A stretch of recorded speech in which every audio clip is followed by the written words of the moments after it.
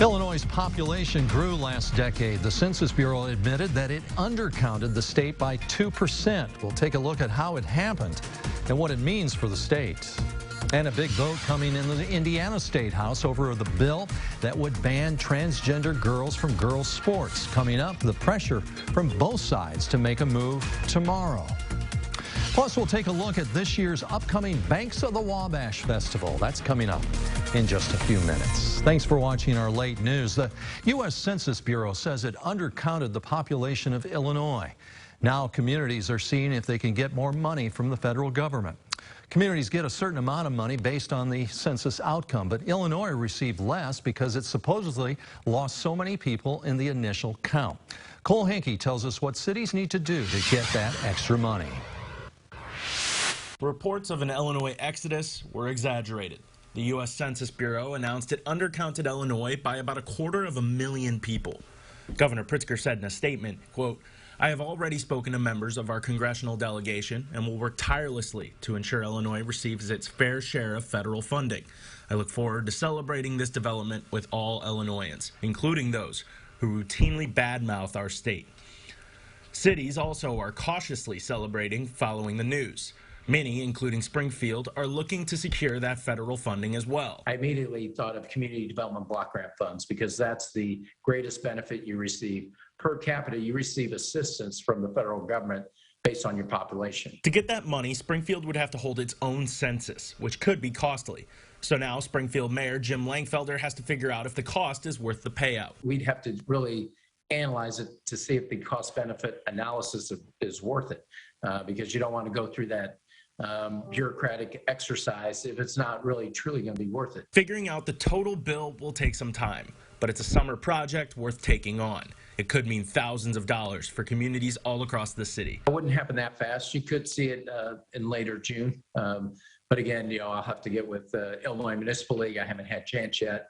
And also with Corporation Council, because it is a legal process. There'll be some bureaucratic exercise associated with it. Reporting in Springfield, I'm Cole Henke. The Community Block Grant Program is a federal program for building housing in urban areas. A Park County man is in custody in relation to a domestic battery charge. It comes after authorities say they found him hiding under some blankets in his home. The Park County Sheriff's Office says a call about a domestic situation came in just after 7:45 Sunday. That incident happened in the unincorporated town of Lodi, which is just east of Cayuga. Deputies reported finding 49-year-old Christopher Bright. He was arrested and charged with domestic battery in front of a child less than 14. He's also being charged with possession of meth and resisting law enforcement. And an overturned semi caused a portion of State Road 641 to close this evening. It happened in the southbound lanes near the McDaniel Road exit. According to Vigo County Sheriff John Plassey, the semi was carrying potassium hydroxide, which is a type of plastic or liquid plastic. Only minor injuries have been reported, but the southbound lanes of 641 are still reduced to one lane at this hour. One person was sent to the hospital after a single vehicle rollover crash in southern Vigo County. It happened around 8:30 this morning on Cottam Drive near Briggs Street. 48-year-old James Goforth of Sullivan was driving a water tanker. Indiana State Police say for an unknown reason he lost control of the vehicle and it left the roadway. Goforth was flown to a hospital in Indianapolis with serious injuries. And today we learned the name of the man who died after a single vehicle crash on Interstate 70 in Vigo County. It happened Friday night near mile marker 2. The Vigo County Coroner's Office says the victim is 51-year-old Grady Thomas Bradford of Las Vegas. According to ISP, he was driving a 2015 Dodge truck, and for some unknown reason, it left the road and hit a tree. Bradford died on the scene. Washington High School begins the healing process after a car crash took the life of one student and injured 4 others. Tributes from students and staff are pouring in to honor the victims. The school remembers student Davidson St. Victor, who was killed in the crash. Many recall his resounding voice in the boys' choir and his accomplishments as a football and track athlete. But for Principal Steve Peterson, he says it's his smile that he'll miss the most. His smile, in a word, is booming. He'd light up the room. He was always laughing. He was always smiling. You know, I had a special relationship, as did many other people with him, because he was just so outgoing. Yeah, Peterson says counselors were available at the school today to help any students and staff who may need it. A couple of road closures were set to start on or after today in Vigo County. NDOT says State Road 159 will be closed due to work on a large culvert near the intersection of State Road 159 and East French Drive. The closure is north of Lewis and is expected to last a month until June 23rd. Meanwhile, State Road 246 was set to close today between Farmersburg Road, also known as 31st Street, and South Trueblood Place. This is also due to culvert work. NDOT expects the closure to only last 3 days. Barricades will be removed at night.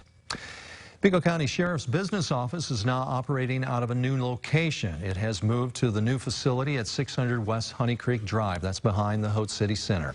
This new location is where you should go if you have business relating to investigations, offender registry, evictions, administrative matters, or crash or accident reports. The Vigo County Jail will remain operating at its current facility until later this summer. Vigo County Sheriff John Plassey announced he's battling stage 1B pancreatic cancer. He says he's been through 2 rounds of chemo and it has taken a toll on him, but he adds he's still able to work, although not as much as before. Sheriff Plassey says the cancer was caught early and his doctors are extremely confident in his recovery.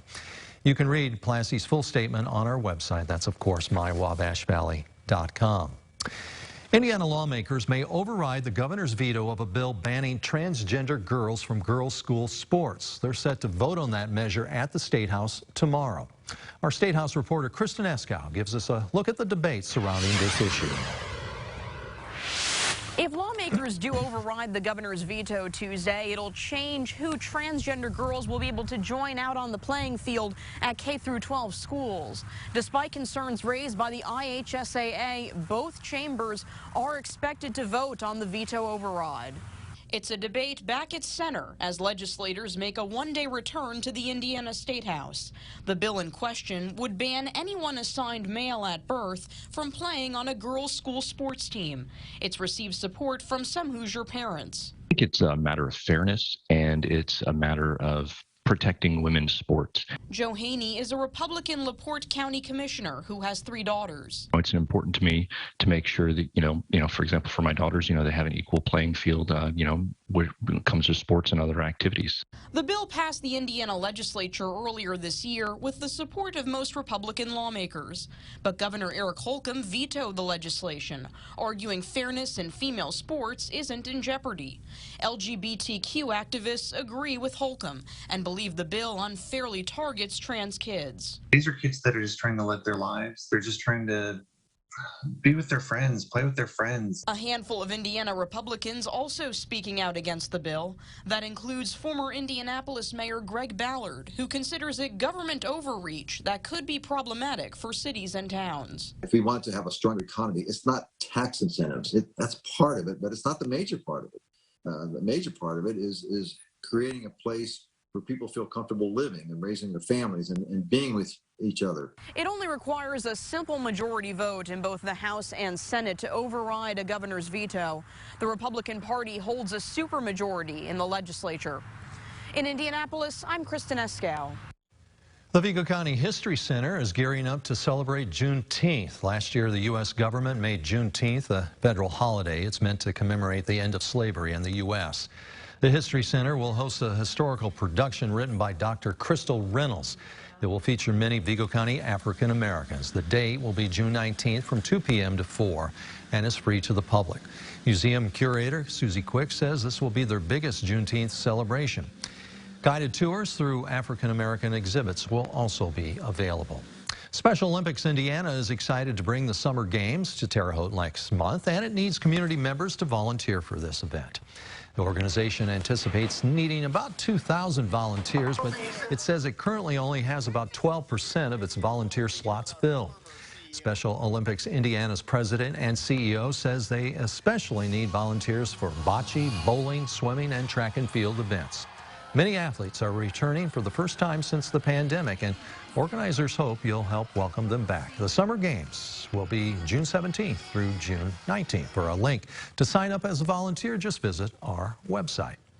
An annual favorite 10-day event is making its return to Fairbanks Park. The 40th annual Banks of the Wabash Festival starts this Thursday at 6 p.m.